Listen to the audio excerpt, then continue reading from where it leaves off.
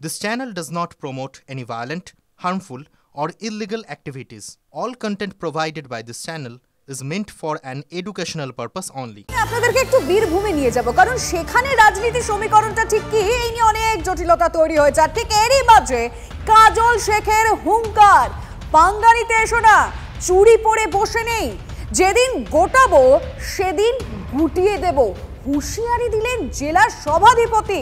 নানুরের তুপসোড়া অঞ্চলের দলের কর্মী সভায় তিনি বলেন, সব খেলা খেলতে জানি, দাবা খেলতে জানি, হাডুডু ও খেলতে জানি।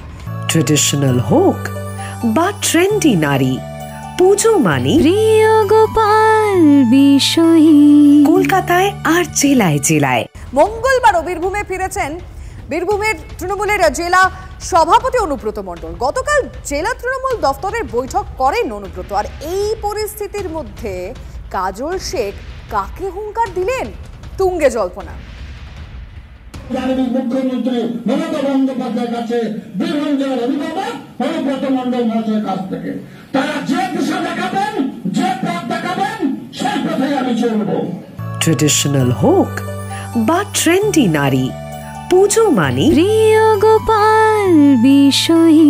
কলকাতায় আর জেলায় জেলায়। কিন্তু গ্রুপবাজি দয়া করে করবেন না, গ্রুপবাজি করা কোনো প্রয়োজন নেই, তাদের জন্য ঠাঁই হবে না। আমি সব খেলায় খেলতে জানি, আমি দাবা খেলা খেলতে জানি, হাডুডু খেলতে জানি। খেলা হবে গান শুনিয়ে, লাভ হবে না বন্ধু।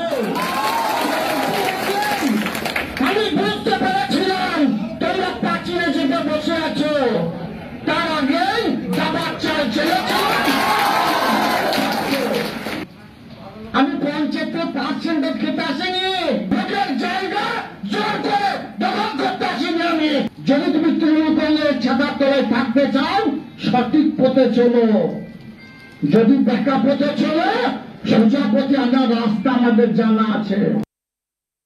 কাকে হুঙ্কার দিলেন কাজল শেখ? দেখুন, সাধারণ মানুষ কে কি মনে করছেন সেটা তো অনেক পরের বিষয়, কিন্তু বিরোধীরা তারা কি ভাবছে? বীরভূমের বিজেপি জেলার সভাপতি ধ্রুব সাহা কি ভাবছেন, শোনা যাক। কাজল শেখ হুমকি দিবে না তো কে হুমকি দিবে?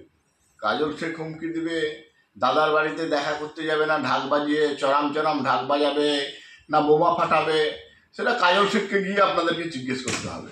আমরা এটা জানি যে তৃণমূল কংগ্রেসের যে গোষ্ঠীবাজি, যে লবিবাজি, কাজল শেখ যতদিন থাকবে, কেষ্টমণ্ডল যতদিন থাকবে ততদিন চলবে। আরও একটা নতুনভাবে গোষ্ঠী হলো, মন্ত্রীকে আর বিধায়ককে কেষ্টবাবু তার অফিসে ঢুকতে দেয়নি।